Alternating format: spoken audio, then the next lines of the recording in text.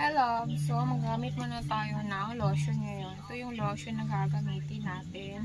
Itong BB lotion dahil meron na siyang aloe vera extract and honey extract.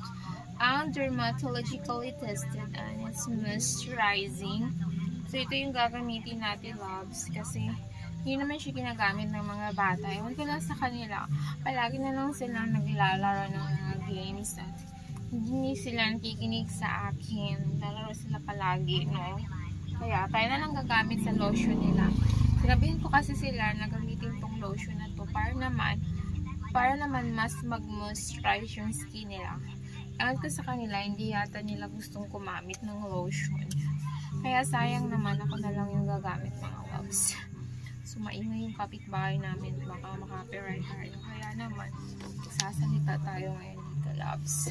Ayaw mo gumamit ng lotion, ha, Mikay? Yelsi, gusto mo gumamit ng lotion o ayaw mo? Kasi magamit ka ng lotion para naman maging ma-moisturize yung skin mo dahil may moisturizing siya, Yelsi. At yung music mo, Yelsi, magkaka-paired na naman tayo dyan. Ano ka ba, Yelsi? Sinabi ko naman sa'yo na dapat tandaan mo palagi yung mga sinasabi ko sa inyong dalawa. Hindi naman ninyo tinatandaan. Ano ba kayong dalawa?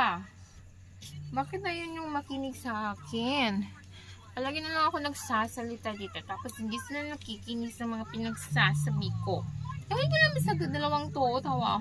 Salita ako ng salita. Pero sila namang dalawa, walang pake. Diba? May pake ako. Giver, no? Ano ka ba? May pake dapat ako. makinig ka sa akin.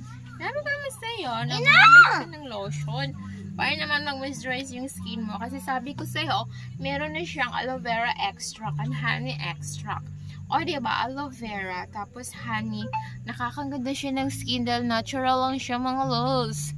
Kaya pwedeng gamitin sa mga bata. Talagang baby lotion naman talaga to at milk essence. So, mabibili lang naman ito sa Watsons. And actually, akala ko nga Watsons product siya. Pero hindi naman, exclusively distributed by, talagang Watsons pala talaga yung nag-distribute nito. Kaya sa Watsons mo lang talaga siguro mabibili. Hindi mo siguro mabibili sa iba. At yung amoy niya, in fairness, maganda naman yung amoy niya. Hindi naman siya nakakahilo. Tapos talagang napaka-refresh yung amoy niya. Diba, ang ganda-ganda ng skin natin. Kita ba ninyo? Nag-glow up ba yung skin natin before? Diba? Kaya naman, importante na mag-lotion talaga tayo. Para naman mag-glow up tayo, hindi mag-dry ang skin.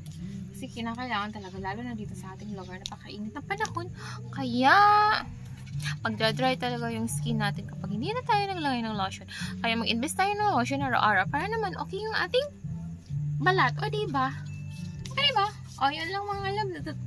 Mag-prepare na ako para mamuod ako ng movies. Okay, bye-bye!